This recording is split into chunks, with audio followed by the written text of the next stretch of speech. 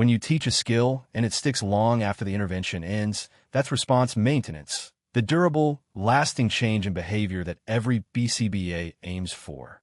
In this video, we'll break down exactly what response maintenance means in ABA, then explore practical strategies to promote it, from schedule thinning to leveraging natural reinforcers. You'll learn the key factors that influence whether a behavior maintains over time, and we'll clarify the critical distinction between maintenance and generalization, a common point of confusion on the exam. We'll also cover how to assess maintenance in real-world practice, ensuring your interventions produce meaningful, lasting outcomes. For the BCBA exam, understanding response maintenance is essential because it's tested across multiple domains, especially in behavior change procedures and intervention selection. By the end, you'll be ready to design programs that don't just work today, but keep working tomorrow. Response maintenance is a cornerstone of durable behavior change, defined as the continued occurrence of a target behavior after the intervention has been withdrawn or modified. This concept measures the temporal durability of a behavior, how long it persists once the original treatment contingencies are no longer in place. It is distinct from generalization, which involves the behavior occurring across different settings or stimuli. Maintenance focuses solely on the behavior's staying power over time. On the BCBA exam, task B.15 requires you to identify examples of response maintenance and distinguish it from stimulus and response generalization. Clinically, ensuring maintenance is critical for socially significant outcomes. Interventions must produce lasting change beyond the treatment period. A key indicator is when a behavior continues at desired levels during follow-up probes conducted weeks or months after intervention ends. When studying, look for scenarios where a behavior remains strong after contingencies are removed, as this reflects true maintenance rather than temporary compliance. To promote response maintenance on the BCBA exam, you need to understand 3 core strategies. First, schedule thinning involves gradually moving from continuous reinforcement to intermittent schedules, like variable ratio, which makes the behavior more resistant to extinction. However, thinning too quickly can trigger extinction bursts, so you must ensure the lean schedule still maintains the behavior at criterion levels. Second, natural reinforcers, such as peer praise or intrinsic satisfaction, should replace artificial ones like tokens, as they are more likely to sustain behavior long-term in the client's everyday environment. Third, behavioral momentum uses a series of easy, high-probability requests before a difficult low-probability request, increasing compliance and making the target behavior more resistant to disruption, even when reinforcement is delayed. On the exam, you might be asked to identify which strategy best supports maintenance in a given scenario. For instance, choosing natural reinforcers when a client stops responding to edibles, or recognizing that rapid schedule thinning undermines durability. When preparing for the BCBA exam, understanding the key factors that influence response maintenance is critical for ensuring that behavior change lasts beyond the intervention period. Intermittent reinforcement schedules are more effective than continuous ones because they build resistance to extinction, meaning the behavior persists even when reinforcement is no longer delivered every time. Additionally, using highly preferred and naturally occurring reinforcers during training makes it more likely that the behavior will continue in the natural environment, as these reinforcers are more likely to be available post-intervention. Longer training durations, with ample practice and reinforcement, create more durable behavior change by strengthening the response under varied conditions. Finally, teaching the behavior across multiple settings and with different people reduces the risk of the behavior being controlled by a single stimulus context, which helps prevent rapid extinction when the original training environment is no longer present. On the exam, you may be asked to identify which of these factors is most relevant in a given scenario, so be prepared to analyze how each element contributes to long-term maintenance. On this slide, we're clarifying a distinction that frequently appears on the BCBA exam: maintenance versus generalization. Maintenance refers to the temporal durability of a behavior change, whether the behavior continues to occur long after the intervention ends. For example, a child who ties their shoes 3 months after a token program is discontinued demonstrates maintenance. Generalization, by contrast, concerns the spread of behavior across different settings, people, or materials, like the same child tying shoes at school after learning at home.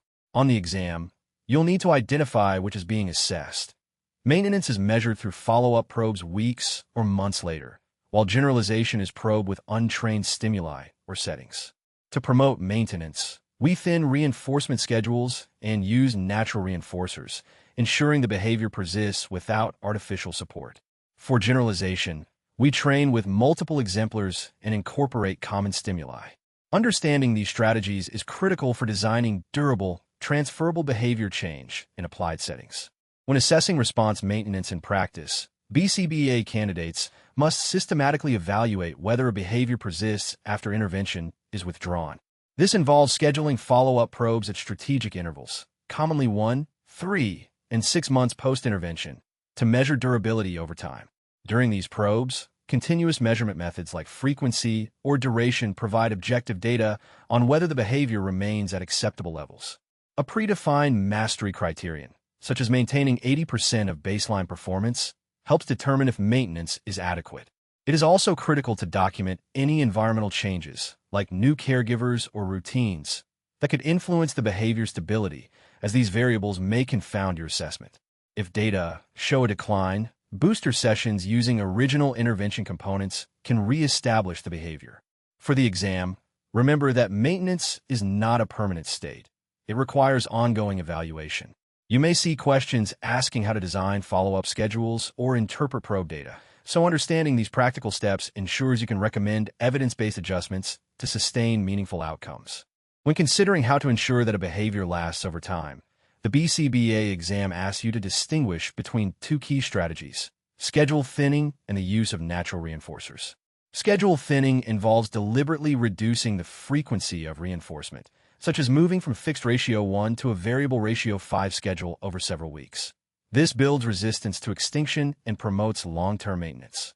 In contrast, natural reinforcers are those that occur organically in the environment, like peer praise replacing a token system for completing work, making the behavior sustainable without artificial rewards. A critical exam point is that thinning too quickly can trigger extinction bursts, while natural reinforcers may initially be less potent. You should use schedule thinning when a behavior is well established under dense reinforcement, and rely on natural reinforcers when those contingencies are already available and effective. Mastery of this distinction helps you design maintenance plans that are both ethical and practical for real-world application. To promote response maintenance, a BCBA follows a systematic 4-step process that directly supports long-term behavior change, a key concept on the exam. First, establish the behavior using dense reinforcement and effective prompting until it reaches a high, stable level. This ensures the behavior is strong before you begin thinning. Next, gradually thin reinforcement by increasing response requirements or delaying delivery to an intermittent schedule, which builds resistance to extinction, a critical skill for maintenance. Third, transfer control to natural contingencies by identifying and embedding reinforcers already present in the client's environment, such as social praise or task completion, to replace artificial rewards. Finally, conduct follow-up probes at scheduled intervals to assess whether the behavior persists, and provide booster sessions if a decline is observed. On the exam, expect questions about the order of these steps or why each is necessary, especially the shift from dense to intermittent reinforcement and the reliance on naturally occurring reinforcers to sustain behavior after intervention ends. When programming for response maintenance, BCBA candidates must avoid common pitfalls that can undo hard-won progress. Thinning reinforcement too quickly is a frequent error. If you jump from an FR1 to an FR5 without monitoring data, you risk extinction bursts and loss of the behavior. Instead, use gradual increases and, if behavior declines, temporarily return to a denser schedule. Another trap is ignoring natural contingencies. Artificial reinforcers alone rarely sustain behavior long-term. Conduct preference assessments to identify what naturally reinforces the response, and train caregivers to deliver those reinforcers consistently. Finally, insufficient training duration undermines maintenance. Short interventions fail to build the behavioral momentum needed for durability. Ensure the behavior is practiced to fluency across varied contexts, using multiple exemplars to strengthen the response class. On the BCBA exam, you may be asked to identify which pitfall a scenario illustrates or to select the best corrective strategy. So remember that maintenance requires systematic, data-based thinning, reliance on natural reinforcers, and sufficient practice for lasting change. Behavioral momentum is a powerful concept that connects directly to response maintenance on the BCBA exam. Think of it like physical momentum. Once a behavior is moving forward with force, it resists disruption when conditions change. In practice, we build this momentum using high-probability request sequences, presenting 2 or 3 easy, high-compliance requests, like touch your nose, immediately before a low-probability request, like clean up. This increases the likelihood of compliance with a harder task. The critical link to maintenance is this. Behaviors that have been strengthened through high momentum are more resistant to extinction and more likely to persist after intervention ends. For the exam, remember that you can use high-P sequences during active intervention to build behavioral strength, then systematically thin reinforcement to promote long-term maintenance. This strategy ensures that the behavior remains durable even when reinforcement is no longer dense, which is exactly what the BCBA wants you to plan for in ethical, sustainable behavior change programs. To design effective maintenance programs, BCBAs must start with a strong baseline, ensuring the target behavior is firmly established with high reinforcement rates before thinning schedules, as premature thinning risks extinction. Gradually transitioning to intermittent schedules builds resistance to extinction, a key exam concept tied to maintenance. Incorporating natural reinforcers, like social praise or task completion, ensures the behavior persists in everyday settings without artificial support. Training across contexts, different settings, and people reduces narrow stimulus control, enhancing generalization, which is often tested alongside maintenance. Ongoing data collection during follow-up allows early detection of declines, prompting booster sessions, brief reinterventions to reinstate criterion performance. For the exam, remember that maintenance is not passive. It requires proactive planning, including a documented booster plan. These strategies reflect the BCBA's emphasis on durable behavior change, and you may see scenario-based questions asking how to sustain a behavior post-intervention. Mastery of these design elements ensures you can evaluate and implement maintenance programs effectively. On this slide, we're clarifying a critical distinction for the BCBA exam: maintenance versus resistance to extinction. While both involve behavior continuing after intervention changes, they differ in focus and measurement.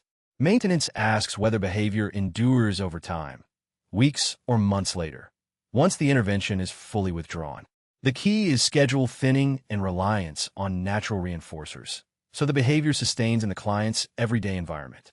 Resistance to extinction, by contrast, measures how many responses occur during a specific extinction procedure when reinforcement is completely discontinued. Here, the behavior's persistence depends on the reinforcement history and schedule before extinction. Clinically, maintenance aims for long-term, durable behavior change in natural settings, while resistance to extinction is often used to reduce problem behavior by enduring the extinction burst. For the exam, remember that maintenance is about durability after intervention ends, not just persistence during extinction. This distinction helps you select appropriate measurement and intervention strategies for sustained client outcomes. As we enter this final review of response maintenance, remember that this concept refers to the continued occurrence of a target behavior after the intervention has been fully removed or faded.